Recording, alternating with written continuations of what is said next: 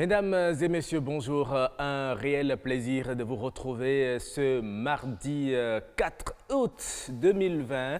Bonjour à toutes, bonjour à tous, bonjour à vous, Fulgencia Bidosessi Rondonji. Apparemment, vous avez pris l'habitude, hein? Bidosessi. C'est un beau prénom, n'est-ce pas? Merci beaucoup. Bonjour à vous, chers amis téléspectateurs. C'est toujours le sourire aux lèvres que nous vous retrouvons les lundis, mardis, mercredis à 6h30 sur Nopindel. Absolument, et merci d'être des nôtres à cette émission matinale qui débat des faits divers de société, des sujets éducatifs également. Et comme je vous l'annonçais hier, aujourd'hui, nous allons parler d'un sujet qui concerne nos enfants, qui concerne nos jeunes frères, qui concerne les parents, les autorités également. Il s'agit de la consommation de la chicha qui prend de nouvelles formes. Ces chichas sont disponibles aujourd'hui sous forme de tubes, de jouets et même de stylos. Est-ce que les parents savent que leurs enfants sont en contact souvent avec ces objets dans les établissements scolaires? Oui, exactement, Rock. Mais parfois, on voit quand même des parents qui assistent, qui sont là, et les enfants consomment allègrement la chicha. Et on nous dit que ça a des répercussions sur la santé. Absolument.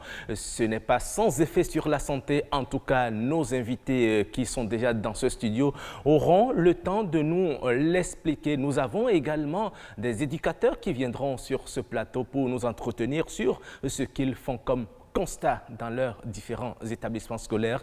C'est une émission interactive. Vous pouvez également nous envoyer des messages pour participer à cette émission qui éduque énormément. Oui, exactement. Cette émission éduque énormément. Mais avant de lancer le plateau de discussion rock, nous allons voir les merveilles du Bénin.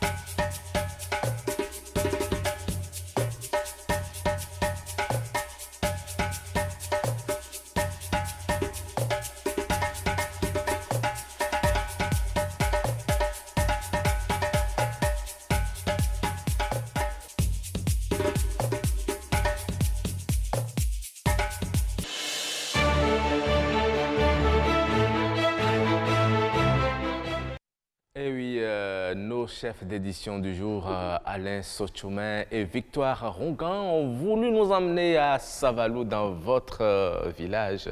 Exactement, donc vous avez tout compris. Et bientôt, le 15 août, je vous invite à une seule condition. Non, c'est vous-même qui l'avez dit. Hein. Les téléspectateurs l'ont déjà entendu. Vous nous invitez le 15 août et nous savons très bien ce qui se passe le 15 août à Savalou. Oui, c'est la fête. Et nous avons vu également les images de Liam Pilé. Oui. Vous aurez droit à ça. En tout cas, tous les invités qui sont dans ce studio également seront de la partie. Non, moi j'ai qu'une seule condition. Laquelle? Voilà. Si vous acceptez d'aller au Mont, au Caïman. Vous avez entendu parler de ça? Ah, la mare au caïman. La mare au caïman, exactement. Effectivement, j'en ai entendu parler. Et bientôt, vous aurez même un sujet là-dessus. C'est très beau. Ah ouais, vous pensez y aller? C'est une mare, selon ce qu'on a appris, c'est une mare dans laquelle baignent les crocodiles et également les riverains. Des plumes rouges sur la tête? Ah, ça, je ne sais Voilà. pas. Je ne sais pas. En tout cas, ce sera l'occasion de le faire découvrir à nos téléspectateurs. Vous profitez comme ça pour parler des richesses touristiques de votre localité, oui, Savalou? Exactement. Qui va se négliger? Ah, jamais. Chez moi. En tout cas, vous le faites assez bien. Nous disons bonjour à tous ceux et à toutes celles qui nous suivent depuis Savalou. Bonjour à vous également.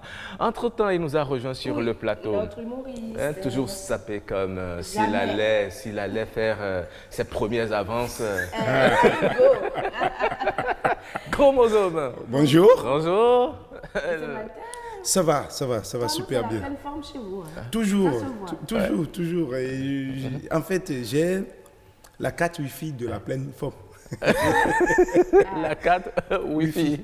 Mais je ne vais pas vous donner le code tout de suite. Il faut nous en donner aussi. Non, c'est le code que je viens de donner chaque mardi comme ça. Ah, d'accord. Voilà, c'est ça, la bonne humeur. Quoi. Super, la Voilà. bonne humeur. Oui. Et justement, avant de bien rigoler, nous allons voir ce que tu nous proposes pour nos téléspectateurs ce matin.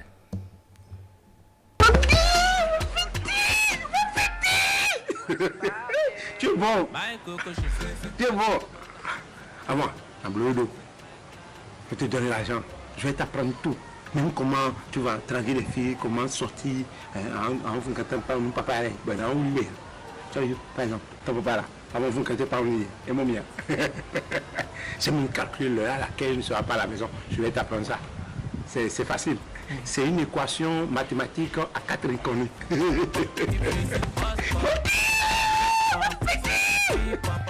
Bon, maintenant appelle-moi Blanche. Écoute, si elle vient là, tu dois disparaître. Parce que non fiable. Parce que tu es encore petit. Il y a des choses que tu ne peux pas voir. Ou bien. Oui, appelle.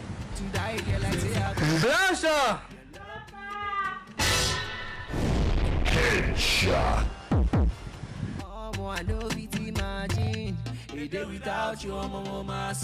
Papa. My coco she fefe, my coco butter fefe, my color.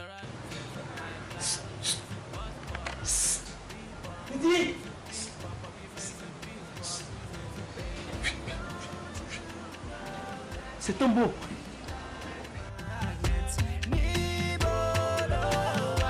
Baby, give me the peace pop, fefe, beep pop, fefe, beep pop, fefe, pop pop, fefe, bus pop, fefe, beep pop, fefe, pop pop, fefe, pop. See, I really love you, and I'll place the one above you. Give me magic, true magic. I want to ride there like say I'll be your father. Your love, you make me do backflip. Boot twist, no hand, no deciding. Oh, I know you imagine. Today without you, mama, sleep. I know be way to meet your mama. Find you the Bentley when I hammer. Headshot. Now you I want to. My coco she fefe, my coco butter fefe, my Colorado fefe, my Claro fefe, boss poppin' fefe, beep pop, beep pop, pop, beep the peace pop, you know. Baby, don't you? Ah oui, Il a eu chaud. chromosome Chromosome. qui continue de croire que tous les petits sont petits. Ils sont petits. Alors que ce n'est pas le cas. Hein. Mais là, tu n'as pas encore fini de recevoir les claques. Non, mais je suis encore là en fait. Mais le vœu ne veut pas descendre. Hein. Je ne vais pas Il va descendre rester parce là. que je suis venu et par le milieu, je vois un petit garçon dans la cour. Or, bon, selon les informations, c'est que la, dame, la petite jolie dame m'a dit qu'à l'heure là, il n'y a pas papa à la maison, quoi. Il n'y a que le petit frère.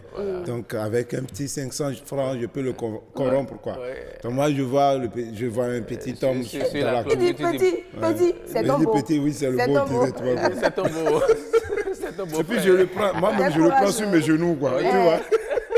Après, il dit, bon, appelle-moi ta grande soeur, mais si elle vient, tu disparais. Et c'est quand il crie Blanche, j'entends papa, il dit, c'est pas vrai.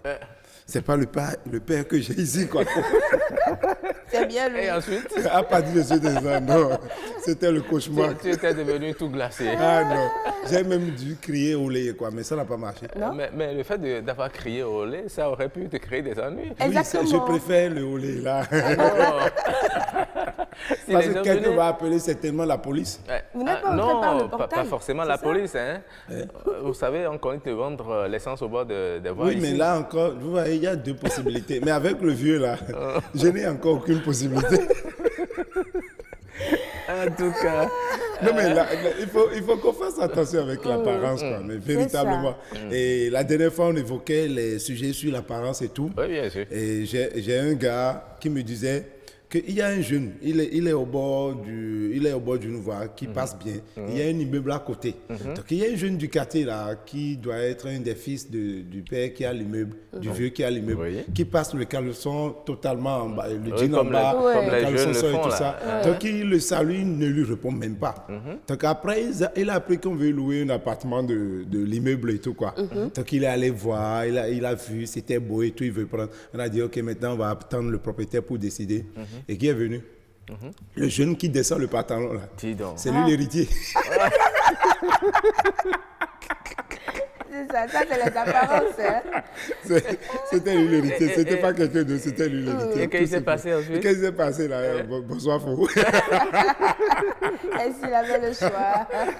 Et c'est comme moi, quand j'ai voulu déménager aussi, je voulais louer, je suis allé. Toujours dans cette maison-là. Non, dans une autre maison.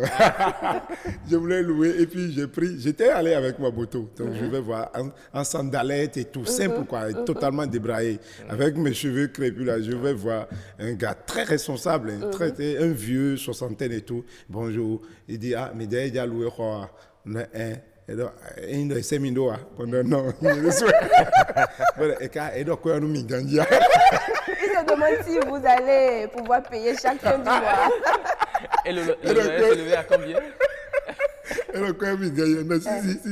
Elle a 3 mois, bon, 3 mois, payer 6 mois. Et je demandais, j'ai dit, ok, c'est bien. Est-ce qu'il y a un garage? Comment ça se fait et tout? Bon, on a mis le moto. Mais est-ce qu'il y a un garage? C'est vrai, il faut garer aussi la moto. Oui, bien sûr. Vous êtes deux seulement. Vous êtes deux à partager le garage. Donc, quelqu'un fait un garage. Mais après, quand j'ai voulu payer, je suis venu garer la voiture et tout ça.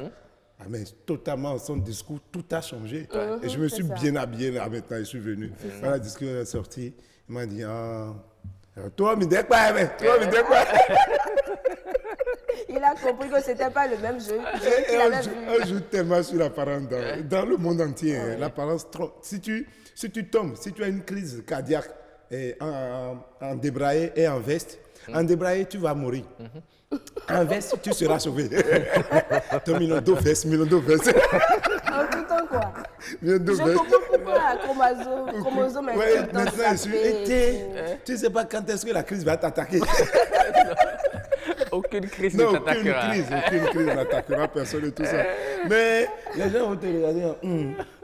C'est de rien à voir sous quoi. Donc c'est pourquoi tu as mis cette lunette-là. Oui. Non, c'est pas intéressant. Il faut toujours sauver de vie, que la personne soit en débraillé, que la personne soit en costume. Une vie est importante, peu importe celle qui l'apporte, sa façon. C'est très important. Hein. En tout cas, merci à toi, Chromosome. On va se retrouver vers la fin de cette émission, n'est-ce pas, pour la seconde partie du mot. Tout à fait. Et j'ai une anecdote sur la ville de Savalou. De Savalou. Vous connaissez l'autre chanson là? Moi, je connais. Non, chantez bien. Non, on ne peut pas chanter ça bien. Belle affaire de l'émission. En fait, la chanson n'a pas de paroles. Allez, Chromosome, on se retrouve à la fin de cette émission pour la seconde partie d'humour. Nous allons à présent, après l'instant humour, chanter et danser. Nous avons célébré nos 60 ans d'indépendance. Nous restons dans la même ferveur. Exactement. Hier, c'est Pélagie, la vibreuse, qui nous chantait Mon Bénin. Aujourd'hui, nous avons un autre artiste qui nous chante encore le Bénin. Le Bénin. C'est ce que nous allons découvrir dans le clip du jour.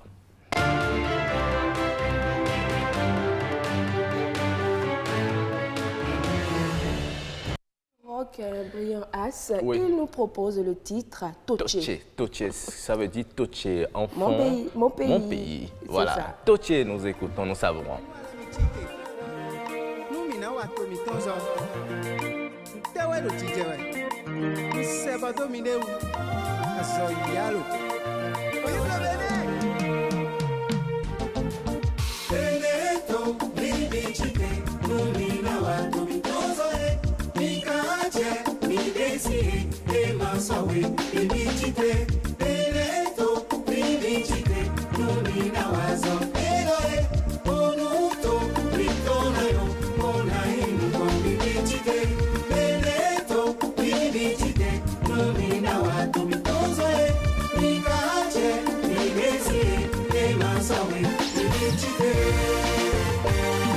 Sauvegardons notre terre, laissons-y germer le grain de paix et travaillons sans relâche pour que le Bénin prospère.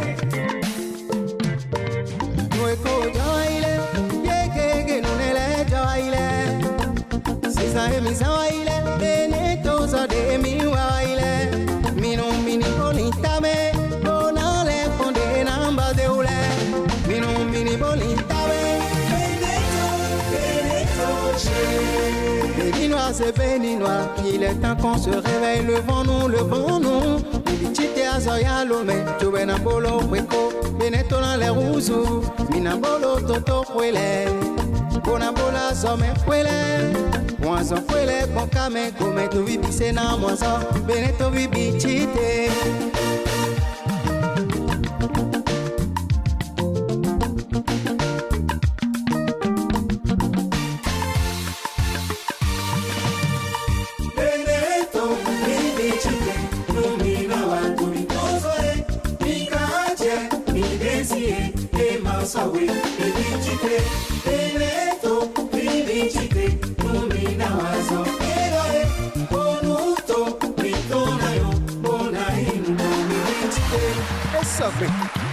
Minize Beneto data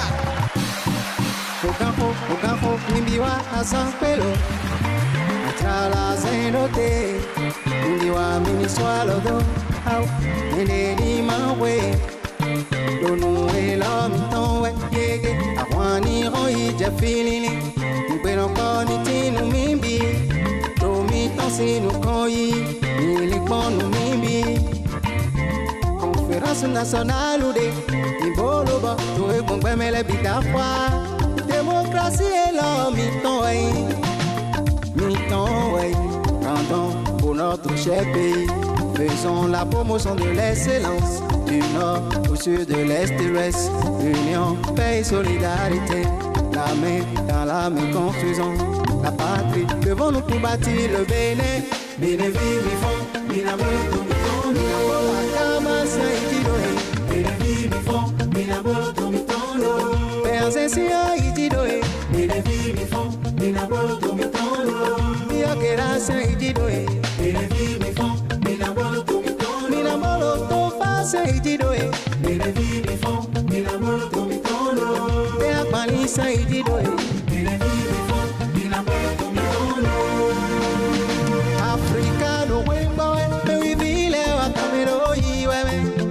Finu ete domidibo me vivile no saedo bankime isagbeto boyinipe Africa che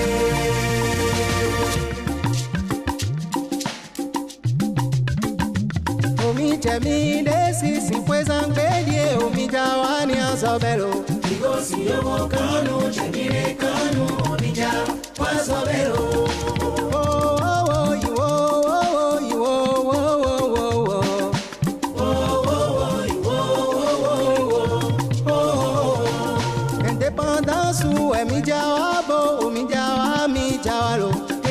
no minja wafo azona kwedo benai nyona nuero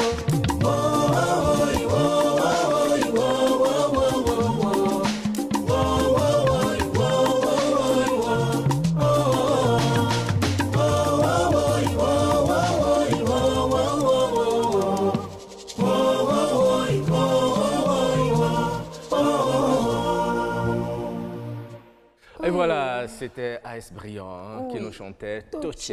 Oui, Toche, mon pays, le Bénin. Il invitait tout le monde à se mettre ensemble pour le développement de notre cher et beau pays, le Bénin. Exactement. Il va falloir que tout le monde travaille, que tout le monde vienne boucher la jarre trouée du roi Guézo, n'est-ce pas? Exactement, hein, on dit c'est ensemble que tout va bien, bien encore, mais Oui. nous n'en dit, c'est ça, non? C'est ça. J'ai bien parlé le fond, là. Faut que tu me mets. C'est grave ce que vous dites Non, là. c'est juste pour demander si j'ai bien parlé, c'est tout. En tout cas, moi, je ne sais pas vous. Dès que vous serez à Savalou, on vous dira si vous avez bien parlé ou pas. Et vous l'aviez dit, que c'est ensemble qu'on travaille, c'est ensemble qu'on devient plus fort. Oui, effectivement. Et nous sommes là pour travailler, pour extirper de notre société certains mots qui minent notre jeunesse. Nous parlons de la consommation de la chicha aujourd'hui. Et puis, nous allons développer ce sujet juste après ceci.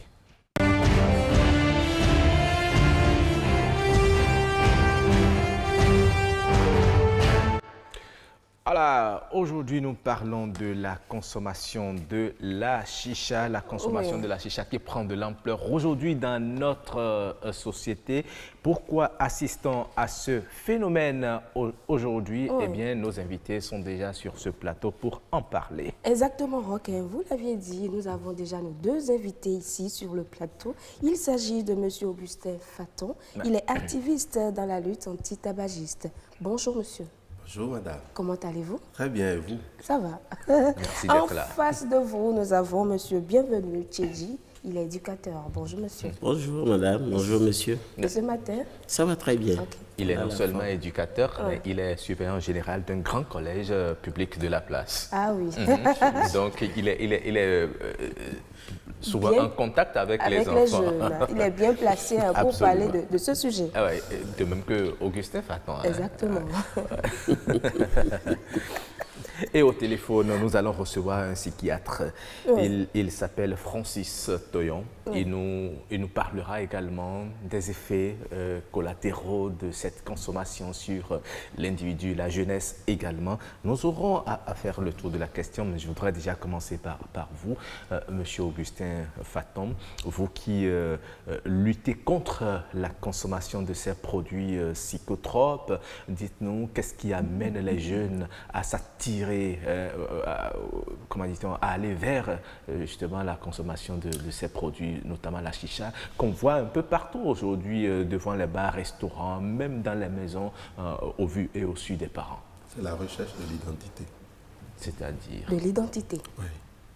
culture. En fait, chaque personne cherche à s'identifier dans la société. Et justement, lorsque vous êtes dans un environnement, vous recherchez vos repères. Parce que vous vous constituez à partir des autres. Maintenant, si nous n'avons pas compris et faire en sorte que notre culture devienne l'identité de nos enfants, les cultures étrangères le deviendront. Et c'est ce qui se passe parce qu'à travers les médias, à travers tout ce qu'on voit, on a le monde ou bien l'Afrique a tendance à s'occidentaliser. Ça.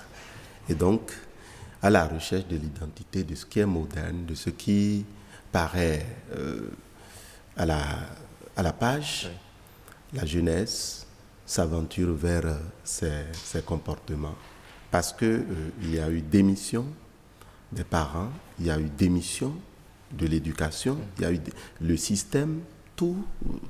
En fait, nous sommes préoccupés par les questions de la vie, la survie du quotidien. La recherche de l'argent. Et puis, on laisse ce qui est essentiel, la richesse intarissable qu'est l'homme et des choses. C'est comme on dit souvent, la nature a horreur du vide. Nous avons créé un vide et à la recherche de Entre l'identité, les parents et les enfants. ce vide a été comblé par les vices. Et c'est ce qui nous arrive. Vous avez estimé que c'est la recherche d'identité qui amène les jeunes à se comporter ainsi.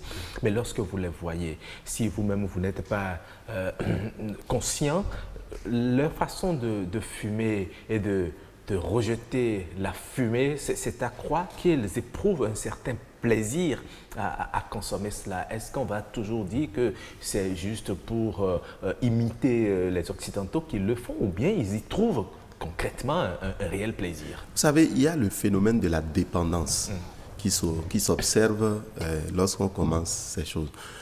En fait, chaque entreprise au monde vit parce qu'elle a des clients, ou bien.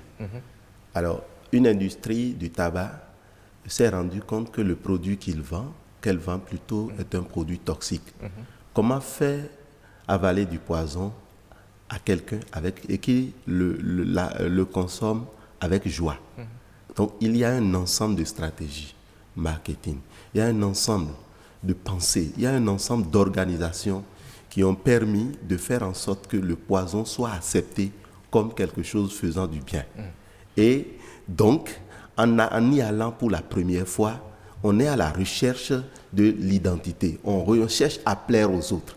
Même si le goût est désagréable pour la première fois, et puis vous avez mordu à l'hameçon. Et c'est pour cette raison que ceux qui s'approchent de la cigarette ou du chicha ou de ces choses n'ont plus la possibilité, n'ont plus toutes leurs facultés en place pour pouvoir à un moment donné décider de se retirer. Parce que la dépendance due à la présence d'une drogue qu'on appelle la nicotine dans ces produits-là les oblige à l'accoutumance. Voilà. Mais monsieur, bienvenue, Tchidi. Vous êtes éducateur, vous êtes avec les jeunes le plus souvent. Pensez-vous qu'ils sont toutes les fois à la recherche de l'identité? Je vais parler de la même chose que mon ami, mais d'une autre manière. Moi, je dis c'est plutôt un rejet de cette identité, parce que en tant qu'éducateur, je parle, nous faisons un effort pour leur faire savoir, leur faire comprendre ce qui est bon. Il y a un désir d'imitation, une transposition de réalité. C'est ce qui se passe ailleurs, une sorte de volonté d'être à la mode. On veut copier, en fait, c'est ça le problème. Et malheureusement, aujourd'hui, les parents qui sont absents de la maison, les enfants, c'est plutôt la rue qui les éduque, alors on veut faire comme les autres. Il n'y a plus personne pour leur dire, ensuite de ce que nous essayons de faire dans les écoles, voilà le chemin qu'il faut suivre. Les enfants sont livrés à eux-mêmes. C'est là que je lui reviens un peu. On est indépendant, chacun veut faire ce qu'il veut. Alors, bravo le dégât. Et vous qui êtes surveillant dans un grand collège de la place, quelles sont les réalités auxquelles vous êtes confrontés avec les enfants par rapport à l'importation dans votre établissement scolaire et à la consommation également de ces produits? Ce n'est pas facile. Ce n'est pas facile. Nous luttons au quotidien, n'est-ce pas, face à ces genres enfin, l'introduction de ces genres de drogue. À l'école, il y en a qui arrivent sous forme de bonbons, sous forme de, comment appelle-t-on, chewing-gum. Il paraît même qu'on a fait consommer du bissap à un enfant qui est devenu ce que vous pouvez imaginer. Enfin, de la drogue, on y a mis, je veux dire, on y a mis. Bon, alors, nous faisons un effort ensemble avec, mais plutôt, nous, on croyait que c'était ceux qui vendaient, les bonnes dames qui servent les enfants, mais ce n'est pas ça.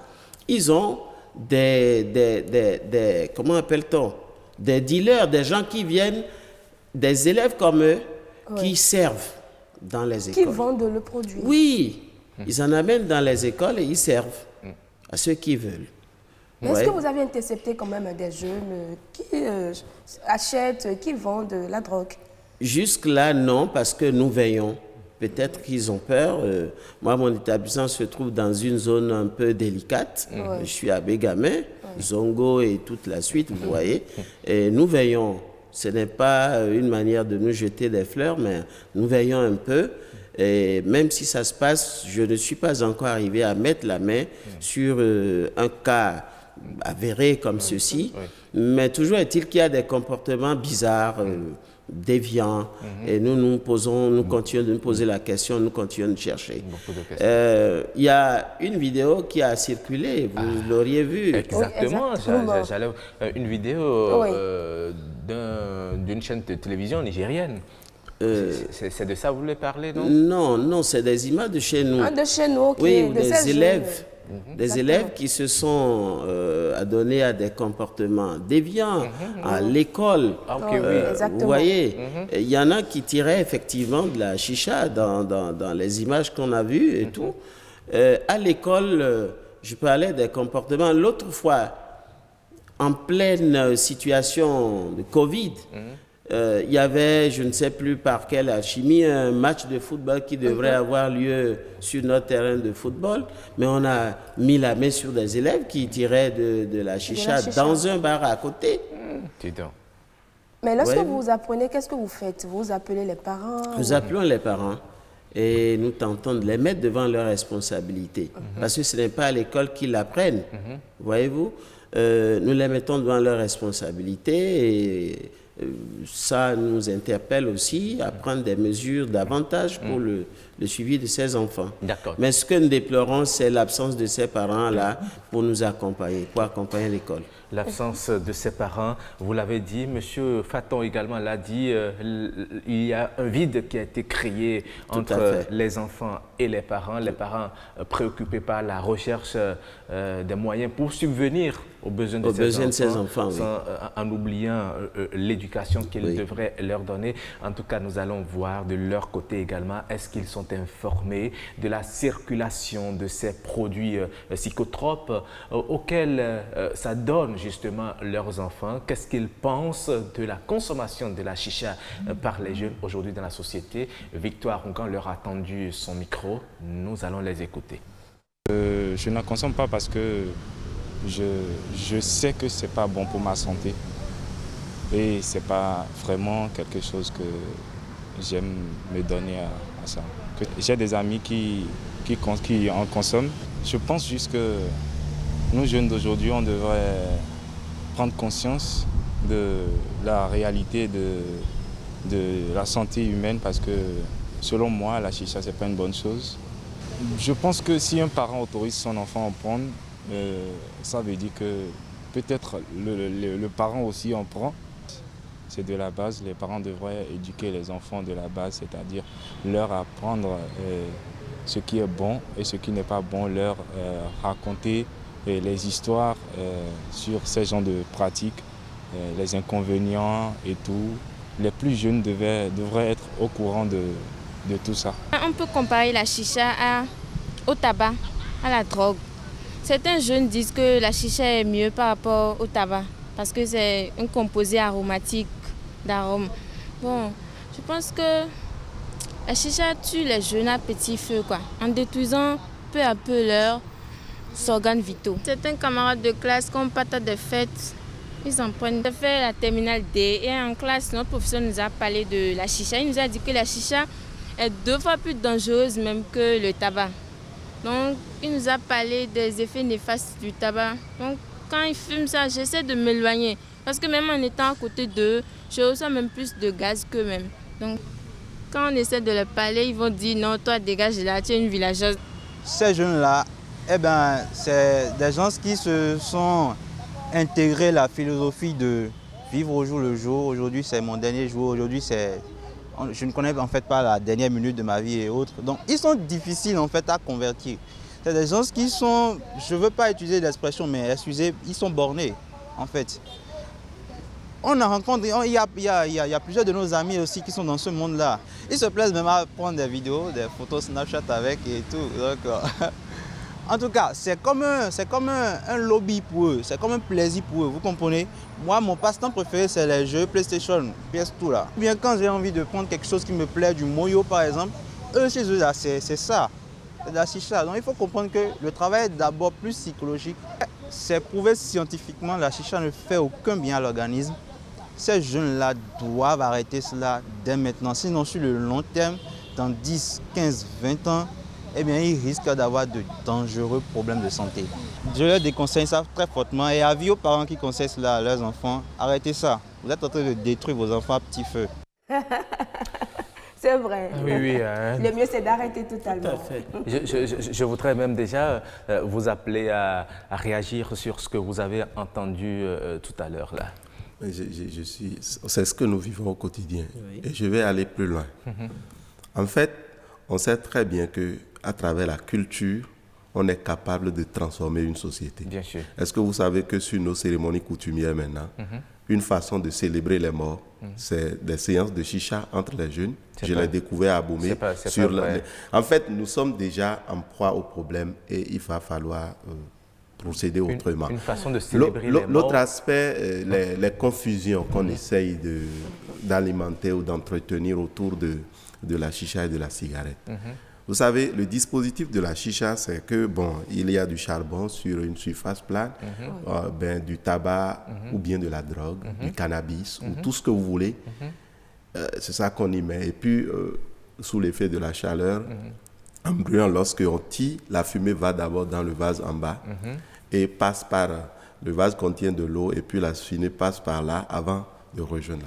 Les études ont montré que quand on a fait l'analyse de l'eau, les métaux lourds et les substances toxiques ne restent qu'à hauteur de 3%. 97% de ces métaux, de ces substances toxiques, métaux lourds et consorts, vont dans l'organisme. Mais c'est dangereux. Oui, voilà. Et au-delà de cette question, quand vous prenez une séance de chicha, ça correspond à la fumée de 100 à 200 cigarettes. Alors que quand vous prenez le tabac qu'on consomme dans une séance de chicha, ça pourrait correspondre exactement au tabac à 50 tiges de cigarette. Voilà, exactement. Donc, c'est un problème sérieux et c'est la forme que la chose a pris. Moi, je me suis toujours posé la question de savoir comment on peut réfléchir à tuer en se faisant de l'argent. En fait, nous avons choisi un bien comme intermédiaire des échanges et on a inversé l'ordre des valeurs. Si bien que des individus, des citoyens peuvent se permettre de faire de l'argent sur le tombeau d'autres citoyens. Et c'est la société qui entretient ça. Et si nous ne savons pas faire, on a dit que, vous avez dit tout à l'heure que c'est un bar à côté de l'école, n'est-ce pas? Oui. Mais vous savez que la loi vous permet de démanteler ça. Vous appelez la police va démanteler. Donc en fait, ça se fait. Ça se fait. Oui. Ça ne doit pas exister en réalité. Ce qui se passe là est très dangereux. Et nos jeunes sont en train de commettre des erreurs. Vous êtes ici maintenant à la télévision. Vous ne savez pas ce que fait votre enfant. Le chef de l'État est au palais, mais ses enfants sont déjà grands. Nous ne pouvons pas maîtriser tout ce que font nos enfants. Le responsable de la police nationale est au bureau. Il ne peut pas s'assurer de ce que fait son enfant. Donc, quand on pense que c'est les autres, non, c'est nous tous. Parce que ça fait plus de 10 ans que je suis dans la lutte contre le tabagisme. Ce que nous avons découvert est que les gens, ils découvrent quand c'est déjà trop tard que leur enfant est sous mais vous savez, il y a certains parents, je ne sais pas s'il faut les appeler des parents ou bien de vrais irresponsables. Ce sont eux-mêmes qui amènent la chicha à la maison. À la maison. Et les enfants consomment. Ils estiment que non, c'est moins, l'effet sur la santé est moindre que la consommation du tabac auquel ils pourraient se laisser en ville. Non, c'est juste une apparence. En effet, c'est quoi? Vous savez, sous l'effet de la vapeur d'eau, la chicha est moins irritante que la cigarette. Et c'est ce qui fait que l'assimilation ou le fait de consommer assez devient plus facile. Et donc, on s'intoxique davantage. C'est pour cette raison qu'ils le font. Mais dire que moins toxique, et on met des arômes. On met, comment on appelle, fraises, ananas, banane, menthe. C'est là que réside le danger. Voilà. Et donc, c'est comme on a mis un grand piège, quelque part un poison, et puis on a enjolivé ça, on a enveloppé, et puis on consomme. Mais le problème, ces chichas, d'abord le dispositif et autres, ce n'est pas fabriqué ici au Bénin. Ça passe par quelque part pour venir au Bénin. Oui. Mais est-ce qu'on ne peut pas attaquer le mal à ces racines-là. Justement, là maintenant, vous m'interpellez en tant qu'acteur de la société civile. Qu'est-ce que nous faisons? Je pense que notre plateforme Alt-Tabagisme travaille en collaboration étroite avec le ministère de la Santé et d'autres ministères sectoriels tels que le ministère du Commerce, le ministère de l'Intérieur. Nous avons constaté que si on ne prenait pas des mesures, on risque d'arriver à l'hécatombe. Et on a élaboré, sur la base de la nouvelle législation promulguée par le chef de l'État en 2017, on a élaboré un décret qui interdit la chicha au Bénin. Ça existe. Ce décret est dans les rouages du ministère de la Santé et de la Présidence. Et donc, en fait, je ne suis pas sûr si le chef de l'État est au courant. Tel qu'il aime les Béninois, tel qu'il tient aux enfants. Moi, je l'ai suivi lors de la fête de Noël, quand il parlait aux enfants. Ça m'avait donné la chair de poule. Je suis sûr qu'il n'est pas au courant. Et s'il était au courant, ce décret serait déjà adopté. Et ce décret interdit l'importation, la détention et la commercialisation de la chicha dans notre pays. Très bien. Monsieur bienvenu à Tchédji, vous avez suivi comme nous des jeunes qui ont quand même conscience de l'inconvénient que c'est que la chicha a pour la santé. Il y en a quand même qui ne savent pas. Est-ce que vous avez fait le même constat de votre côté? Est-ce qu'il y a des jeunes? Est-ce qu'il faut aller vers la sensibilisation tout court?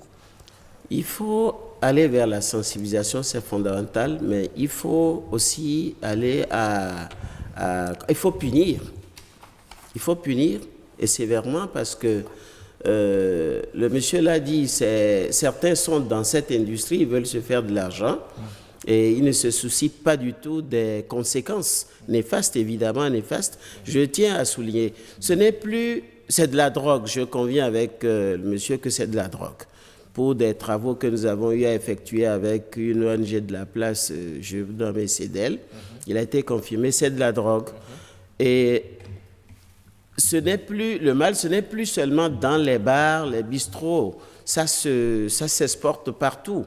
Je veux dire, non seulement dans les maisons, il y a, moi je connais comme l'appelons d'habitude, un baba qui vend les trucs d'électricité. Ben, il y en a à côté de lui, les petits viennent à l'air libre tirer. Vous voyez, moi je suis écœuré chaque fois quand je vois ce genre de choses. J'en parlais l'autre fois quand on m'a dit même qu'il y a quelque part, les gens ont mis des enseignes comme quoi ça se loue ici. Le dispositif de la chicha se loue. Je vous dis, moi je tombe à la renverse, je dis, ben, ce n'est pas normal. Donc, autant je suis sidéré par les statistiques sorties par mon ami tout à l'heure, autant je déplore, il y a un décret. Je ne sais pas ce qui retarde la mise en application de ce décret. Et c'est cela qui se passe dans notre pays. On attend que le pire arrive. On attend que le pire arrive. C'est la même question que je me suis posée lorsqu'on parlait de la répression par rapport à la circulation des sachets et autres. Ça passe pas quelque part pour entrer dans le pays. Il y a des gens qui sont dans ce commerce. Pourquoi on ne peut pas attaquer le mal à la racine et on attend que ça s'empire? Très bien. Merci. Pourquoi on attend que le mal s'empire? Nous allons faire des propositions vers la fin de cette discussion, mais déjà, je suis en ligne avec notre psychiatre Francis Toyon. Bonjour. Allô, bonjour. Oui, bonjour monsieur. Nous parlons aujourd'hui de la consommation de la chicha par les jeunes. On constate que c'est un phénomène qui prend de l'ampleur dans notre société. Vous êtes psychiatre. Est-ce à dire que les jeunes qui vont à la consommation de ce produit sont-ils déjà malades ou bien sont-ils en train de courir vers de graves dangers? Bien, merci pour votre question. Les jeunes qui vont aux séances de chicha, pour le moment, ne sont pas encore malades. Mais lorsque la consommation va continuer, ils seront malades, et sur le plan physique comme sur le plan psychique. Alors, quels sont les effets que pourrait induire la consommation de la chicha sur leur organisme?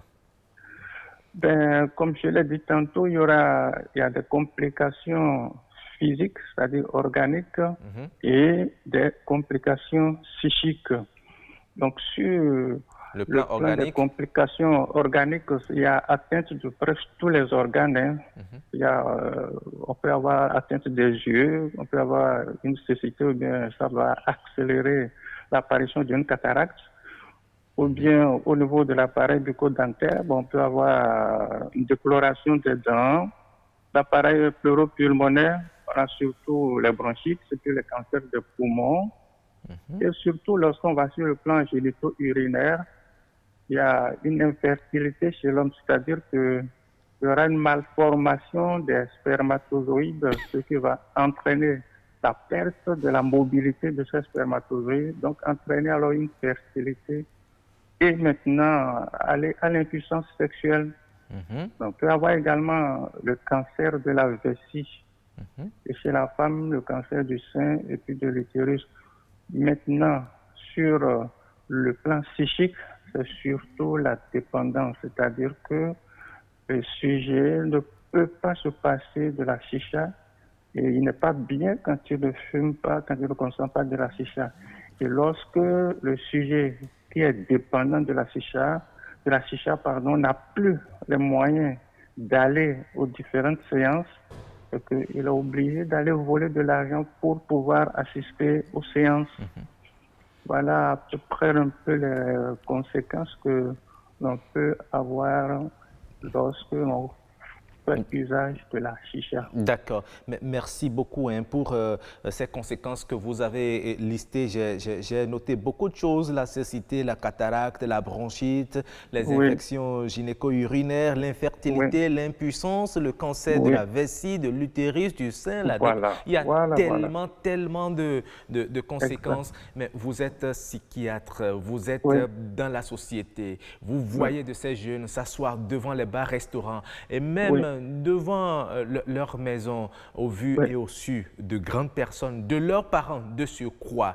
Qu'est-ce que vous, de votre côté, en tant que psychiatre, conscient de tous ces dangers, vous faites pour que ce mal soit extirpé de notre société?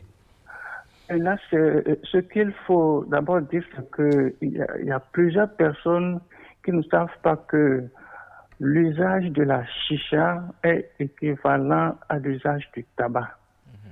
Parce qu'ils pensent que lorsque il y a le goût aromatisé, que ce n'est pas du tabac, alors que c'est du vrai tabac. Donc, il faut faire savoir aux parents, aux jeunes, que l'usage de la chicha est équivalent à l'usage de la cigarette, du tabac. Et je tiens à faire un petit rappel, lorsque on assiste à une session de chicha qui dure à peu près 20 à 80 minutes là, cela équivaut à au moins 100 cigarettes fumées. Vous voyez ce que ça peut faire sur l'organisme? 100 cigarettes fumées lorsqu'on va à une seule séance. Donc il faut qu'on fasse des conférences pour sensibiliser les gens et leur faire connaître les conséquences néfastes sur la santé physique et sur la santé psychique. D'accord. Merci. Merci beaucoup, docteur Francis Toyon. Je rappelle que vous êtes psychiatre. Vous nous avez apporté beaucoup d'informations par rapport à ce phénomène. Vous avez dit la chicha, c'est du vrai tabac. Une séance de 20 minutes de chicha équivaut à 100 cigarettes fumées. C'est ce que vous avez dit. Et il va falloir que les parents jouent également leur partition. Voilà. Merci beaucoup à vous et également continuer de faire des sensibilisations, des conférences pour justement bouter ce virus même, parce que nous sommes à l'aide des virus. Il faut bouter ce virus vraiment hors de nos pays. Voilà, merci. Très bonne journée à vous. Merci. Oui, monsieur Bienvenu. Que suscite en vous à l'intervention du psychiatre, monsieur Francis Toyon? Vraiment, ça me rend aussi malade que ceux qui consomment la chicha. Vous voyez, tout ce qu'on vient de lister, voilà des dangers auxquels les gens s'exposent, consciemment ou non. J'ai vu, il est revenu là-dessus. Moi, j'ai trouvé deux catégories parmi ceux qui s'y rendent, ceux qui se rendent enfin, ceux qui consomment la chicha. Il y a les drogués, les dépendants et les apprentis. Qui deviendront aussi... Qui deviennent aussi... Les apprentis drogués. Oui. Ouais. À l'école, j'allais le dire tout à l'heure, de petits enfants de la 6e, tenez-vous bien. 6e. Vous allez me dire comment vous comprenez cela, qui écrase de la craie ou des trucs dans des papiers enroulés, et qui tire et qui rejette les trucs là. Je me suis dit, sûrement dans leur milieu de vie ou quelque part, il y a des gens qui consomment. Donc, vous voyez jusqu'où le dégât est allé. Vous voyez un peu? Donc, il vient de lister un certain nombre de... Vraiment, moi, je suis tombé malade en même temps tout de suite, sans avoir approché la chose. Donc, je reviens, il faut qu'on réprime. Non seulement la sensibilisation, mais qu'on aille à la répression. Qu'on commence par sévir sur le terrain pour arrêter le mal. Mais voilà que l'arsenal n'est pas encore sorti. Sur quelle base on peut aller réprimer? Ça vous empêche également certainement d'agir sur le terrain. Vous voyez des gens en train de consommer, vous ne pouvez même pas appeler la police pour leur dire venez les déguerpir, venez leur interdire ou bien les ramasser. Vous ne pouvez pas, vous avez les mains liées, vous n'êtes limité qu'à la sensibilisation. Est-ce que ça passe? Depuis 10 ans, vous l'avez dit, que vous êtes dans cette lutte-là. Est-ce que ça porte? Non, en fait, je voudrais revenir, avant d'aborder cette question, sur un aspect abordé par le psychiatre. Oui. C'est quoi? En fait, je ne sais pas si c'est Einstein qui l'a dit ou bien un autre auteur, que le mal prospère, non pas à cause de ceux qui le commettent, mais les spectateurs passifs. En fait, c'est l'appareil sociétal.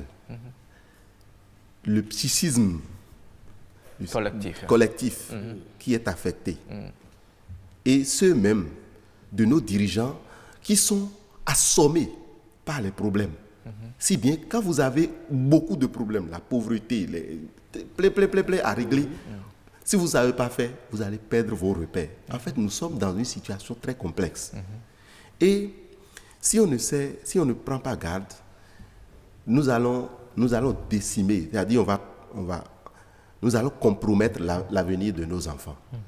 Parce que ce n'est pas compréhensible que depuis 2 ans, la société civile, avec l'ensemble des ministères sectoriels, se sont retrouvés en atelier, avec l'appui des experts de réputation, pour élaborer un décret qui nous permettra de protéger nos enfants et nos jeunes, fers de lance d'un Bénin prospère, et que ce décret soit tapis ou bien rangé dans les casiers, dans les tiroirs, entre le ministère de la Santé et la présidence. Mais est-ce que vous avez cherché à savoir où est-ce que cela se trouve concrètement? Oui, mais nous le savons. S'il faut demander, le président de la République, Patrice Talon, comme vous l'avez dit, il écoute, il a du cœur pour les enfants. Vous demandez une audience, il va vous l'accorder, vous lui exposez le problème. Vous n'avez pas à rester chez vous tranquillement. Non, la société civile ne reste pas chez elle. Nous sommes dans les médias. La preuve est que vous nous avez invités ici et nous n'avons pas la langue de bois. Je vous remercie d'avoir accepté l'invitation. Et nous sommes là pour attirer l'attention des décideurs sur le fait que les enfants béninois sont en danger. Les jeunes sont en difficulté. Et il revient à l'État de les protéger. La constitution de notre pays donne le pouvoir à l'État de protéger la vie. Il s'agit de la vie de nos enfants. Et nous avons rencontré le ministre de la Santé. Et depuis, ça n'a pas marché. Et là, nous sommes pratiquement à genoux devant le chef de l'État, qu'il s'agit d'une urgence. Et il l'a bien dit, face à l'urgence nationale, nous devons agir. Et moi, je crois que, tel que le chef de l'État le dit, nous ne devons pas continuer avec nos travers. Ces travers ne nous permettront pas de bâtir une société prospère. Et une société prospère, c'est sur des ressources humaines en bonne santé. Malheur à la nation dont les enfants sont malades. Elle ne pourra pas compétir au niveau national. Monsieur Faton, le psychiatre l'a dit, la consommation du chicha conduit parfois à la dépendance. Avez-vous eu à travailler déjà avec des jeunes qui sont dépendants? Mais bien sûr. Vous savez, parfois il y en a qui pleurent. Il y en a qui pleurent pour dire aidez-nous, aidez-nous. Mais dans notre pays, où est-ce qu'on va les amener? Tchako a déjà beaucoup. Il n'y a pas un centre de sevrage tabacique chez nous. Il n'y a pas un centre où on aide les gens à se désintoxiquer. Vous allez visiter les privés, mais il revient à l'État de prendre les dispositions. Moi, j'estime que dans cette situation, il s'agit d'une urgence. On peut récupérer un enfant qui est déjà victime et on peut l'amener à corriger tout et redevenir encore un acteur du développement. Ceci est possible. Et je suis convaincu que si le chef de l'État nous écoute en ce moment, nous crions, nous sommes à genoux, qu'il prenne le taureau par les cornes et demande qu'au niveau de la présidence, le décret lui parvienne et qu'il l'adopte. C'est ça. Voilà. J'en suis convaincu, il le fera incessamment. Avant de vous passer la parole, je sais que vous brûlez d'impatience de réagir. Nous allons lire très rapidement quelques messages avant de passer la parole à M. Tchidji. Il y a Martin Chafara qui dit ceci. Effet de mode transformé en un plaisir pour d'autres qui aiment la cigarette. Je pense que les accros s'exposent au même problème que ceux qui fument de la cigarette. Pour moi, les autorités à tous les niveaux doivent prendre leurs responsabilités en réprimant sévèrement ce fléau. Toutes les fois que j'arrive dans un lieu pour me faire plaisir avec ma petite famille et je les vois, je rebrousse chemin et cherche ailleurs. Ça n'a rien de positif, c'est de la drogue pure selon moi. Exactement. Et Benoît Wandja, il dit ceci. Je me suis toujours demandé naïvement peut-être quel intérêt les gens ont à passer de bouche en bouche cette affaire appelée chicha. J'avoue que je n'ai d'ailleurs jamais cherché à savoir la composition du produit. Je me dis que c'est une forme de drogue et qu'à ce titre, cela doit être banni. Maintenant qu'on découvre une forme déguisée en stylo de la chose, j'ai envie de dire que mes soupçons se confirment. Mis en parallèle avec l'affaire de vente de gâteaux enrichis au cannabis, j'en déduis qu'il y a quelque part un vaste réseau de malfaiteurs qui tentent de détruire le futur de nos pays, la jeunesse. Reconnaissons tout de même que tout a commencé par effet de mode. Les autorités doivent déjà prendre les mesures appropriées pour interdire ces chichas dans les bars et restaurants. Et Fifame Galonon dit ceci à mon humble avis, la consommation de la chicha par les jeunes est un effet de mode avant tout. À cela s'ajoute à la longue le plaisir qui fait qu'ils s'habituent. Le simple fait de ne pas vouloir être le seul à ne pas fumer à une soirée entre jeunes les pousse à s'y adonner. La consommation de la chicha présente les mêmes risques que la consommation de la cigarette, chose qu'ils ignorent. Pour eux, la consommation de la chicha est une alternative pour ne pas consommer la cigarette. La chicha détruit plus vite les poumons. La sensibilisation est selon moi le premier moyen de pallier ce phénomène. Oui, et il y a Madame Aguezo, elle vit en France, à oui, Rock. Oui. Elle dit, très répandu énormément chez nous. Pas plus tard, il y a 15 jours, sur une plage, il y avait des jeunes, même au bord de la mer, qui fumaient comme pas possible. C'est légalisé ici, donc pour les jeunes, c'est naturel et normal. Malheureusement ici, c'est pas que les jeunes, c'est tout âge confondu. Prions pour nos enfants qu'ils ne rencontrent pas la mauvaise personne qui pourra les entraîner dans cette sorte de débauche. Ici, on n'en parle même plus parce que c'est rentré dans les habitudes comme les cigarettes. Voilà, c'est compliqué. Lorsque nous calquons sur certains modèles, lorsque nous légiférons sur la base de certaines lois importées, est-ce que cela n'explique peut-être pas le fait que jusque-là, la lutte véritable tarde à prendre dans notre société? Parce qu'ailleurs, ça ne cause plus aucun problème. On se demande pourquoi interdire alors à la jeunesse de prendre plaisir, de prendre part à ce plaisir. Et c'est pourquoi moi je suis toujours heureux quand on me dit que je suis attardé, je suis de l'autre siècle et tout. Je veux rester un peu comme je suis. Ce n'est pas tout qu'il faut copier. Vous voyez, l'autre a dit que c'est légalisé pratiquement là-bas. Ce n'est pas une raison pour nous d'aller adopter cela. Pourquoi on transpose les réalités? Nous avons nos réalités à part qui sont différentes des réalités des autres. Tout à fait. Alors, je voulais rebondir un peu sur ce qu'a dit mon ami tout à l'heure pour insister sur la prise en charge. Je crois que nous avons été reçus dans une émission ici sur la drogue, nous en avons parlé. Vous voyez, ça traîne, c'est la drogue. C'est un danger qui évolue. Voilà une autre forme, la chicha. Il faut qu'on réagisse, la prise en charge de ceux qui sont déjà dans la descente et empêcher ceux qui sont en train d'arriver. J'insiste, je voudrais bien croire, le président de la République est assez prompt sur ce genre de situation. Je crois que dans les jours à venir, quelque chose sera fait. Absolument. Et il faut qu'on interpelle ceux qui font traîner ce genre de décisions dans les couloirs.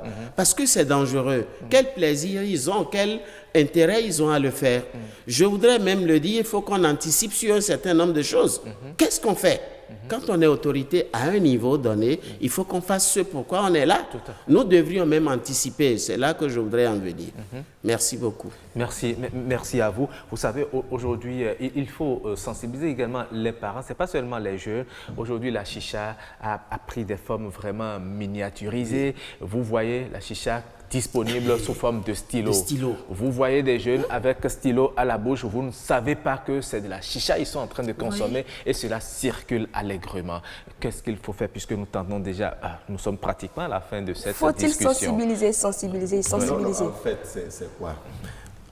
Nous ne sommes pas en Europe et nous ne sommes pas des Européens. Et nous ne le serons jamais. Nous sommes des Africains avec nos valeurs, notre culture. Tirons ce qui est de meilleur dans notre culture et faisons en sorte que cela émerge et contamine nos enfants. Vous allez voir, nous irons au développement. Ce qui m'étonne, je voudrais faire une correction. C'est un arrêté interministériel qui interdit la chicha sur la base de la nouvelle législation adoptée et promulguée par le chef de l'État en 2017. Cet arrêté a été élaboré par le ministère de l'Intérieur avec le SILAS, qui est la structure de réputation pour lutter contre les substances psychotropes, drogues, tout ça. Tous les ministères étaient là, la police nationale, tout le monde était là. Nous avons validé le contenu du décret, l'OMS, tout le monde. Et depuis plus de 2 ans, cette affaire n'a pas été adoptée parce qu'il y a des gens qui ont leur intérêt dedans. C'est ce qui se passe. Le chef de l'État n'est pas au courant. Ce décret n'a pas été adopté. On est censé institutionnaliser. D'abord, il y a un arrêté. Vous parlez d'un arrêté. Oui, il y a un arrêté interministériel. Oui, et nous l'avons déjà validé. Notre organisation a accompagné techniquement et financièrement cette affaire jusqu'à ce que ça devienne une réalité. Parce qu'on voulait qu'il y ait de la salubrité dans les mœurs, mais il y a des cadres qui se sont assis là-dessus pour leurs simples petits intérêts, les petits jetons. Oui, quel intérêt ils ont? Vous savez ce qui se passe, non? Le phénomène de la corruption, le chef de l'État est remonté comme ça, mais ça existe encore. Ça aussi, c'est de la corruption. Et la criette devrait prendre ce dossier géré aussi, parce que c'est de la corruption. C'est de la corruption. Et l'autre aspect, il y a encore des tests qui sont au niveau du BAI, qui sont au niveau de la cellule qui est chargée des réformes à la présidence. Il y a encore des tests qui sont là-bas, qu'on étudie depuis 2 ans.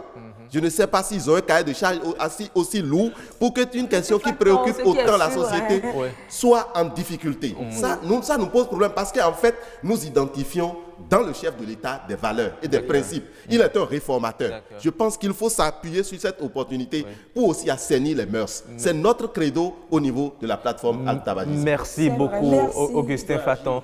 Votre cri d'alarme est entendu. Le chef de l'État, nous savons très bien, il est très sensible à ces choses. Il va certainement réagir pour sauver la jeunesse en perdition. Je vous laisse également 15 secondes pour votre mot de fin. Non, je voudrais, nous sommes d'accord, c'est un danger. Je voudrais inviter tout le monde, aussi bien les enfants, à prendre conscience qu'ils vont, n'est-ce pas, à la perte. C'est ça. Les parents qui doivent beaucoup plus faire attention, surtout ceux-là qui autorisent les enfants à le faire, qui sachent qu'ils sont en train de conduire les enfants dans le décor. Tout à fait. Les autorités à tous les niveaux, nous faisons l'effort qu'il faut, je l'ai dit tout à l'heure, ce n'est pas une manière de jeter des fleurs dans les écoles. J'invite les collègues à renforcer les dispositifs, n'est-ce pas? Mon collègue, pour l'effort qu'il fait, à continuer dans l'effort et surtout les niveaux où les choses sont bloquées, que les gens le débloquent pour débloquer notre société. C'est un cri d'alarme. Merci beaucoup pour ce cri d'alarme sur ce plateau. Nos invités ont lancé des cris d'alarme et le cri d'alarme a été également lancé par notre psychiatre que nous avons reçu au téléphone. J'ai bien envie de rappeler un peu les conséquences de cette consommation. Il a parlé de la cécité, de la cataracte, des problèmes de bronchite, des problèmes gynéco-urinaires, l'infertilité, l'impuissance sexuelle, le cancer de la vessie, de l'utérus, du sein, la dépendance qui s'installe également. Franchement. Autant de mots qui guettent la jeunesse. Absolument. Et merci à vous d'avoir contribué à ce débat. Nous allons vous souhaiter une bonne journée. Beaucoup. Vous avez oublié que le coût, vous avez oublié le coût de la consommation de la chicha, le coût économique. C'est un détournement. De ressources. On va y revenir. Merci beaucoup. Merci. C'est vrai. C'est un détournement de nos ressources. Ça fait mal. Merci beaucoup. On va enchaîner avec Us et Coutume. Oui, nous sommes toujours en milieu Annie. Nous sommes en milieu Annie. Nous irons découvrir Us et Coutume. Et aujourd'hui, il s'agira de quoi déjà? Des interdits dans le couple en milieu Annie. Des interdits dans le couple en milieu Annie. Lorsque, bon, vous êtes ressortissant de cette ère culturelle et que vous êtes en couple, qu'est-ce qu'il ne faut pas faire lorsque vous allez, ou qu'est-ce qu'il faut faire justement lorsque vous allez, je ne sais pas, bon, vous ne pouvez plus le faire si c'est que votre mari est de milieu je ne peux Annie. plus le faire, vous êtes informé, vous êtes informé. En tout cas, Us et Coutume.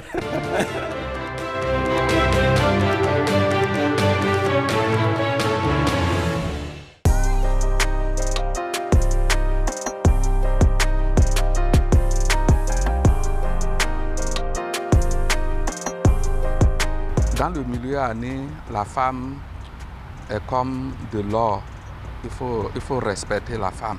Il est interdit de crier sur ta femme devant tes enfants dans le milieu Annie. Il est interdit aussi de laisser la femme affamée.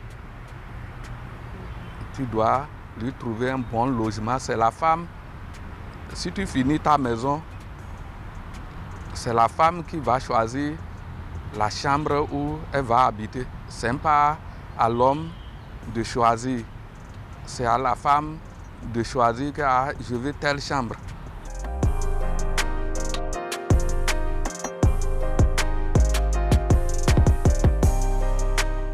La femme, chaque matin, elle se réveille, elle doit aller saluer le mari.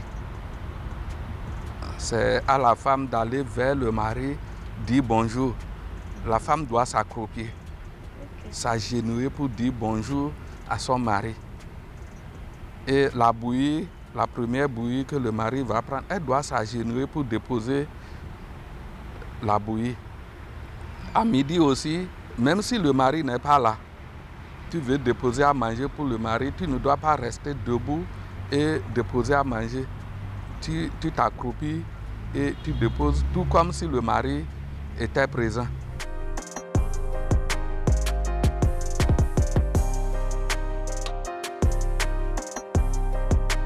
L'homme aussi doit respecter la famille de la femme. Quand on voit la belle famille, on doit se déchausser. On ne doit pas porter les chaussures, saluer la belle famille. On ne porte pas les chaussures, on ne porte pas de chapeau pour saluer la belle famille. De loin, quand tu vois la belle famille, tu dois te déchausser et enlever le chapeau et garder les deux à la main avant de croiser ton beau-père ou bien ta belle-mère.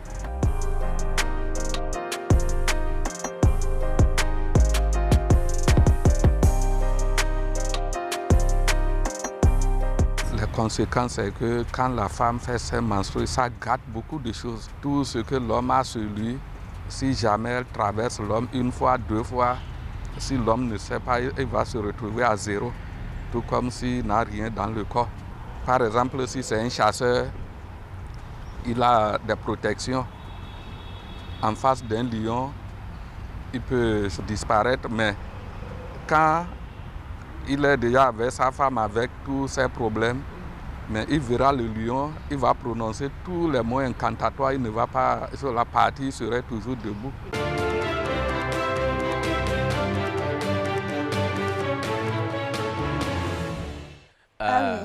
Oui, on a appris assez de choses quand même. Il faut s'agenouiller lorsque vous voyez vos beaux-parents. On a dit... Donc vous êtes prêts à faire ça? Vous êtes prêts à faire ça? Bon, si entre-temps j'avais une femme Annie? en milieu Annie, que c'est la coutume, c'est la tradition, je suis bien obligé de faire. Ouais, sinon on va m'arracher la femme. Tout simplement. Tout simplement. Donc, et vous arrachez vos enfants en plus. Ah, dis donc, là, ça va être compliqué. Ah. Là, ça va être compliqué. Je reste tranquille, les enfants viendront. Hein.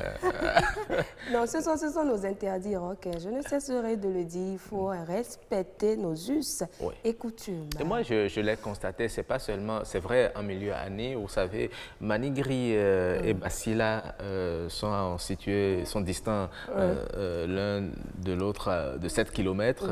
Et il y a également cette pratique dont il parle qui est constatée en milieu Nago à Manigri, par exemple. Moi, j'ai eu à voir des gens, parce qu'ils ont épousé une femme dans une concession, avant de venir, ils se déchaussent à l'entrée du portail. Et vous enlevez vos chapeaux? Le chapeau, ils gardent ça dans la poche. Et effectivement, ça se passe, mais bon, les réalités sont différentes d'une ethnie à une autre. Exactement. Voilà. Et on nous dit également que la femme, à son réveil, doit se lever, aller voir son mari, s'agenouiller, saluer d'abord, s'agenouiller, lui donner son repas. Absolument. Et même quand le mari n'est pas là, elle doit s'agenouiller. Oui, pour déposer le repas. Signe de respect. Est-ce que vous pouvez le faire? C'est comme vous, Roch. Si j'avais un mari qui est Annie, je vais le faire avec plaisir. D'accord. Il faut s'adapter. Il faut commencer à l'apprendre. En tout cas, merci pour nous avoir fait découvrir ces us et coutumes du milieu Annie.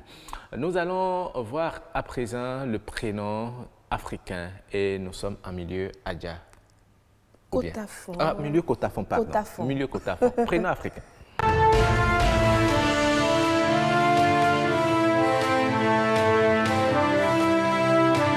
C'est vrai que les Adja et les Kotafon se côtoient. Pour avoir fait un peu le Kossa, je suis un peu national. Pour avoir fait un peu le Kossa, je sais qu'à le Kossa, on parle le Kotafon. Voilà, et c'est Adja à côté. Là.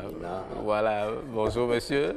Bonjour, monsieur le journaliste. Monsieur Servère, pardonnons. Vous êtes ressortissant de l'ère culturelle Kotafon. Kotafon, précisément. Mais on voudrait saluer tous de là-bas, tous ceux qui sont de là-bas. On dit comment? Bonjour. Mifongandia. C'est aussi simple. Mifongandia. Mifongandia. Il y a l'intonation qui change un peu. C'est pas comme en fond où on dit Mifongandia. Là-bas, c'est Mifongandia. Mifongandia. Alors, monsieur Serveur, aujourd'hui, nous allons parler de quel prénom? Aujourd'hui, nous allons parler de Nignome. Nignome. Dans l'abondance. Nignome. Ah, Nignome. Dans l'abondance. Au cœur de la richesse. Au cœur de la richesse. Oh. Intéressant. Un très beau prénom, hein. Nignome. Ah, et dans quelles conditions? C'est vrai qu'on peut déjà s'imaginer, hein, dans quelles conditions on peut donner un prénom du genre à un enfant. Déjà, l'enfant vous a ouvert peut-être les portes? Non, dites-nous alors. Quand est-ce qu'il faut donner ce prénom? Les gens sont pressés de savoir. De savoir, merci beaucoup, chers téléspectatrices, téléspectateurs. En fait, il faut reconnaître qu'on dit souvent que la parole, c'est Dieu. Et Dieu est la puissance. Et donc, du coup, ce qui se passe, il faut reconnaître aussi qu'en Afrique, nous sommes très riches en beaucoup de choses. Oui, c'est vrai. Beaucoup, ce que les autres n'en ont pas. Ça, il faut l'avouer, parce que pourquoi? Souvent, c'est les faits, les circonstances, les événements, les situations qui nous amènent effectivement à donner les prénoms. Tout à fait. Vous voyez? Et donc, c'est le fait de société, c'est une période, c'est une époque, et c'est une circonstance. Et donc, du coup, certainement que le parent, en ce moment-là, a été objet, a été victime de quelque chose, d'un fait, d'une situation qui l'a tellement marqué. Et il est resté sensible à ça. Mais nous avons aussi une faiblesse, vous m'excusez, en Afrique, c'est que tout le monde n'est pas écrit. Ou bien on n'a pas la promptitude de réagir, de consigner les choses, pas écrit. Mais la particularité ici, mais les gens sont très prudents et ils gardent tout dans la mémoire. Donc, de façon à ce que le jour où il a la chance d'avoir un enfant, qu'il soit du sexe masculin ou féminin, alors il se son rappelle. type saute et dit attention. Et donc, je peux mémoriser ou je peux immortaliser ce fait. Mais moi, je me dis, Nignome doit être riche. Hein? Ah oui, Nignome, c'est vraiment riche. C'est la richesse, là. Mais ça dit aussi beaucoup de choses. Ici, on peut noter que ce parent, certainement, a été objet de beaucoup de souffrances et au vieux issu de tout le monde. Et peut-être même les parents qui étaient censés à lui apporter de secours, de l'assistance à un moment donné, n'ont pas su le faire, ou bien ils ont négligé, ou bien ils ont dit, bon, d'une manière ou d'une autre, bon, ça arrive à tout le monde, et que ce parent-là a persévéré, et il a cru en lui-même, et au finish, la situation a changé, tout a changé en bonheur, en richesse, en abondance, au point où même ceux qui le soupçonnaient, mais ils sont devenus ses amis proches, ses parents proches, ses intimes. Comme ça. Et tout ça, il a compris, il a dit, attention, Nignome. Donc, mon enfant s'appellera Nignome, au cœur de l'abondance. Au cœur de l'abondance, Nignome, au cœur de l'abondance. Un prénom vraiment intéressant. Vous serez au cœur de l'abondance. Amen. Vous voulez que je commence à vous appeler Nignome? Pourquoi pas? Il faut appeler la chance sur soi, n'est-ce pas? Absolument. D'accord, merci beaucoup, cher ami, d'être passé ce matin. On va vous retrouver encore demain pour ça me fait plaisir.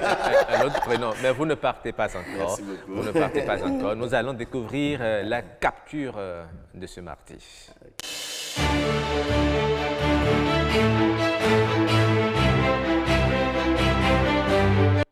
Oui. Nous sommes mardi et les mardis habituellement. On fait d'aimer? Oui, d'aimer, des programmes que vous faites, que vous n'honorez jamais. En tout cas, on va encore voir. Non, mais qui vous a fait le programme ici? Qui vous a fait de... En tout cas, on va en c'est parler. pas moi, C'est vous qui n'honorez pas vos engagements. C'est pas moi, Rock. En tout cas, on va voir très rapidement ce que nos chefs d'édition ont prévu. Pas ça, ce matin. Je sens que c'est... Je sais que Alain Sotoumé, c'est lui. Il adore ça. C'est lui. Vous savez, il sait également que j'adore ça. Il m'a dit un jour, je vais le livrer, qu'il quitte chez lui quelque part à Cocotomin pour venir manger. Ah bon. Il me menace de l'autre côté. Oui, il ne va rien faire. C'est ce qu'il aura juste à faire, c'est de nous emmener là-bas tout à l'heure, c'est tout. C'est tout ce qu'on lui demande. Il y a un coin dans la zone de Kaboma là-bas. Ouais. Intéressant. Ah oui, ça c'est de la bonne bouffe, oui, très intéressant. Avec de l'huile Je me rouge. rappelle, ça contient de l'azote. Oh là là, c'est intéressant. Avec un peu de friture là-dessus, vous connaissez, non? Ou très bien. Ou bien du zomi. Il y a un festival de Abobo. Ah bon? Cotonou. Précisément l'Étoile Rouge, un festival. Là, tous les matins, vous avez tous les types de abobo, de garnitures, tout ce que vous voulez. À l'Étoile Rouge de Cotonou, là? Si vous voulez, on va faire le programme. C'est pas perdu du tout. Au moins, quelqu'un nous invite déjà, c'est déjà qui se retrouve, tout le monde. Mais oui, bien sûr. Bon, dès que vous allez descendre, vous allez donner le contact à Alain. Et il va amener toute l'équipe de production de cette émission là-bas. Merci à vous, merci. On va se retrouver demain. Voilà. Alors, vous avez prévu une astuce pour nous? Oui, exactement. Voilà, ce sont les aléas du direct.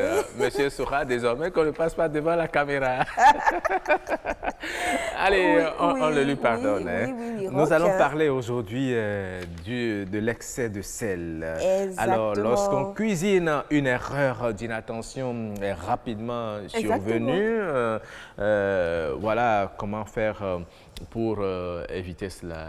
Oui, vous savez en Afrique, ou bien ici au Bénin, lorsque la femme met un peu de sel de trop, on dit qu'elle est amoureuse. Ça vous est déjà arrivé? Bon, ça arrive, c'est Non, humain. répondez à la question. Contentez-vous juste des astuces, Est-ce que cela vous est déjà arrivé? Non, ça arrive, Rock. Ça arrive à tout le monde. Vous ne voulez pas répondre. D'accord, ok, on a compris.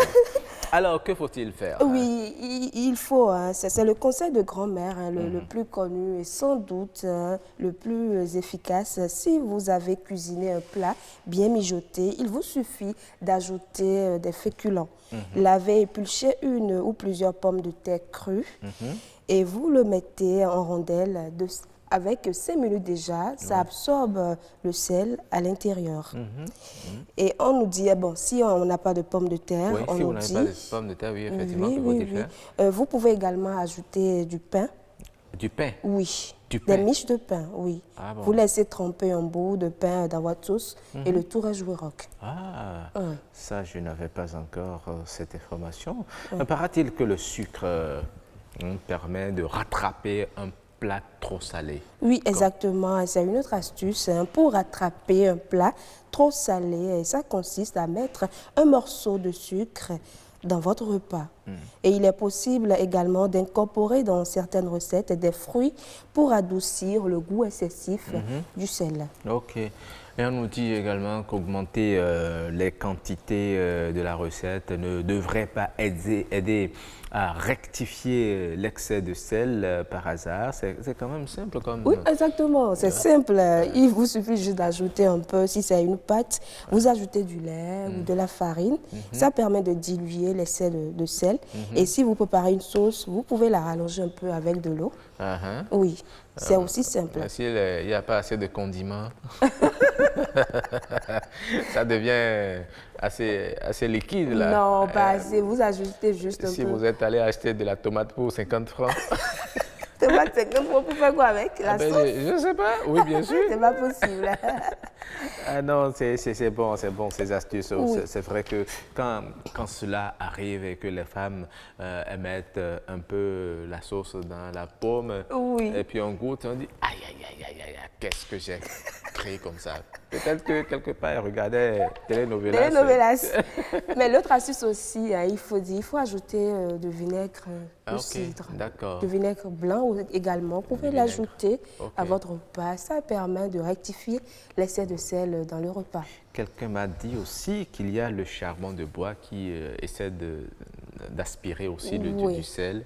Exactement. Je ne sais pas si vous avez déjà fait ça une fois. Exactement. J'entends parler souvent. Bon, je ne l'ai personnellement pas essayé, mais ça marche. D'accord. Ce sont des astuces de grand-mère qu'il faut apprendre. Astuces de grand-mère. Et nous allons retrouver notre humoriste qui va nous parler de ses astuces pour aller draguer. Oui, lui, il aime draguer. Lui, il aime draguer. Lui qui escalade les murs et tombe dans les mains du beau-père et le considère comme le beau-frère, le petit. Mon petit. Oui, il est revenu. Et il a promis quelque chose pour les téléspectateurs. Oui, il voulait chanter, n'est-ce pas? Il voulait chanter. L'autre chanson là, on n'a pas encore écrit les paroles. donc l'instrumental dit quoi déjà? Ça me dit quoi?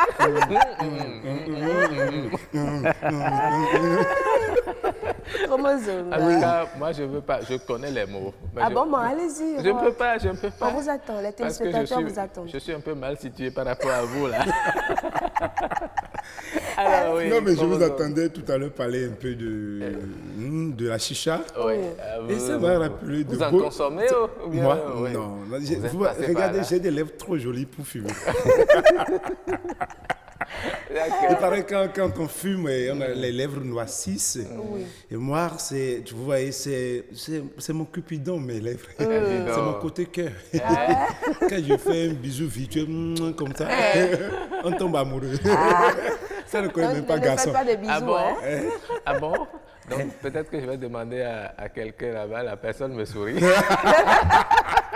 En tout cas, il n'est pas venu seul dans ce studio. Non, écoutez. Chromosome vient toujours accompagné. Oui, c'est mieux, n'est-ce pas? Être accompagné. Alors, donc, je voulais vous parler. Si le temps nous le permet, on va revenir rapidement sur l'anecdote de Savalou. Mais d'abord, je voulais vous parler des beaux souvenirs que la chicha, mais pas ricochet, l'alcool, qui fait partie des drogues et tout. D'accord. J'avais un ami, mais il buvait à fond. Donc quand vous fréquentez ces amis-là, d'une façon ou d'une autre, vous commencez pas à faire ce qu'ils font et tout ça. Donc une fois, on a été à une fête, on a bu, mais vraiment bien. Et correctement à papa, quoi. On devait revenir. Donc quand on revenait, arrivé au niveau du pont, il dit attends, je veux faire quelque chose. J'ai dit, qu'est-ce qu'on veut faire sur le pont? Il descend rapidement, il monte sur le niveau, les barricades du pont là, pour ne pas tomber dans la rue. Et vous étiez où en ce temps? J'étais sur la montée, moi il dit Abili va Koufla. J'ai dit c'est quoi cette histoire? Abili va Koufla. J'ai dit il s'est vu en hauteur par rapport à l'eau. Imbécile. Mais quand même, vous êtes courageux. Hein? Vous étiez sur la moto. J'ai dit Youkanfla, c'est quoi cette histoire? Abili va Koufla. Ici. Abili va Koufla. Vous connaissez la chanson, non? Exactement. Abili va Koufla. Un jour, moi, je ne savais pas qu'il avait bu. Et il est venu me chercher. Il m'a dit, comment il faut qu'on aille à une fête. C'est important et tout. Donc, je sors, je monte sur la moto et on rentre dans la circulation. Il filait, il dit quoi? Il dit, non, on est en retard. Donc, on est arrivé, il y avait un titan devant nous, quoi, à un moment donné. Et il disait, Anzemi, Nazé, ça va te dégager. Bon, donc, quelqu'un, non, t'es madame. Là, c'est intelligent. J'espère au moins que la moto avait des freins. La moto a des freins. Maintenant, c'est comment dégager un titan avec sa savate là? Oui. Non, c'est vrai que moi-même, j'en ai vu une fois. Le monsieur, j'avais pris, c'était un zème. Moi, je ne savais pas qu'il était déjà dans un état éthylique. Il insultait tout le monde sur la voie. Et effectivement, il voit un titan. Un titan. C'est même pas un titan, les camions qui chargent les graviers et autres là. Oui, les béliers là. Il dit, regardez-moi cet imbécile là, je vais te cogner maintenant. Ça va se passer où? Est-ce que c'est possible? En même temps, j'ai dit au prochain carrefour. Mais c'est ça. Moi, pour m'aider. C'est mieux pour vous, Rock. Alors, non, mais c'est fou. Et quand tu vois les effets et tout ça, tu dis non, c'est pas normal. Une personne normale qui s'aime un peu ne doit pas se donner à ces choses. Il ne nous reste plus que 3 minutes. Et 3 minutes. Dans ces 3 minutes, nous aurons à chanter également et à danser un peu. Exactement. L'anecdote de Savalou, moi, Savalou, j'ai été faire un spectacle. Très rapidement, j'ai été faire un spectacle. Et pour vous dire encore, de faire très attention à l'apparence, parce que ce monde-là, bizarrement, tout est jugé sur l'apparence et tout. J'ai vu quelqu'un qui était en bomba, simple tapette, en bois de nuit, où moi j'allais faire un spectacle et tout. Donc je faisais, il me dit Didier son pendant que je jouais. Moi, je n'ai pas trouvé ça très poli. Donc je l'ai pris 2 minutes, j'ai fait mon stand-up sur lui, quoi. Donc je l'ai bien insulté, bien et tout ça. Et quand j'ai fini, je suis venu m'asseoir. Le gars me regarde, je lève la tête, je regarde. Le gars, il me regardait comme ça, quoi. Comme ça. Avec des yeux percés comme ça, comme un escargot. J'ai dit, c'est quoi cette histoire? Je vais uriner, j'urinais tranquillement là. Et je regarde à côté, c'est le gars qui urine encore. Je dis, attends, pourquoi il vient uriner au même moment que moi? Je rentre dans la salle, il me regardait de façon que je l'ai appelé, il dit qu'il y a un problème. Il m'a dit, en fait, celui dont tu viens de te moquer, je suis Da ici à Savalou. Est-ce que tu veux rentrer à moto ou en voiture ou à pied ou ton esprit avant? J'ai dit, qu'est-ce qu'il faut faire? J'ai demandé pardon. Il m'a dit, il faut demander pardon. J'ai dit, c'est seulement ça, si on fait ça, c'est réglé. Il m'a dit, oui, c'est réglé. J'ai dit, mais je n'ai pas un deuxième passage ici, j'ai un seul passage pour le spectacle, comment il va faire? Il a dit, non, il va voir le chef, celui qui a organisé, pour qu'on me donne le second passage. Vous savez qu'on m'a donné le second passage? Et j'ai pris le micro et il dit, vous voyez, l'apparence est souvent trompeuse. Il y a une dame parmi nous. Lui-même, comme il a porté Dimanclo un bomba, je ne pouvais pas savoir. Encore. Je pensais qu'il a fait son appel à coup. Un humoriste, jamais.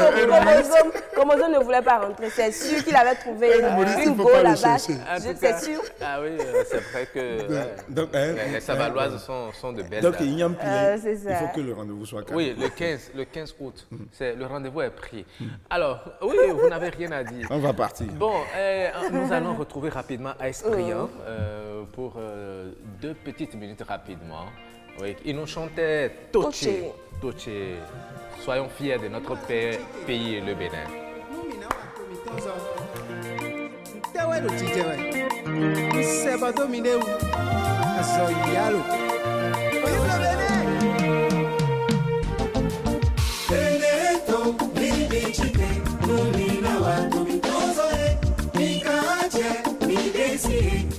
Sorry,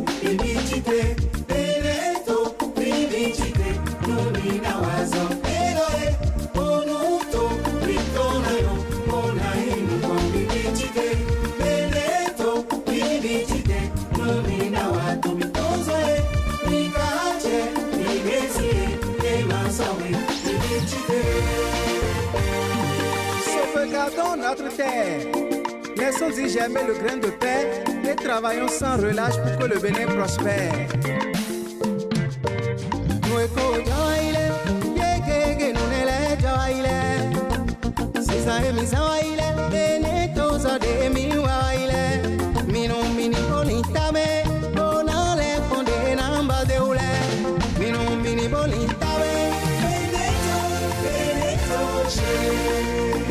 C'est béninois, il est temps qu'on se réveille, levons-nous, levons-nous. Ibichite azoyalo me, tubenambolo weko, benetola le ruzu, minambolo toto kwele, bonambola zome kwele, mwanzo kwele konkame, kome tu vibise na mwanzo, beneto vibichite.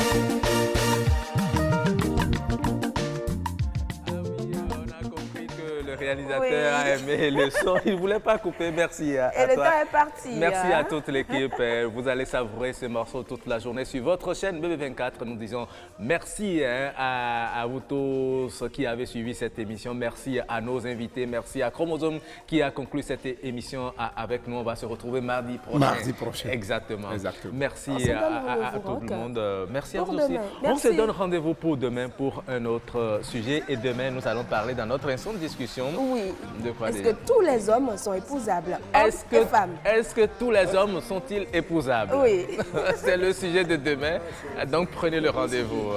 Allez, bonne journée à vous. Au revoir.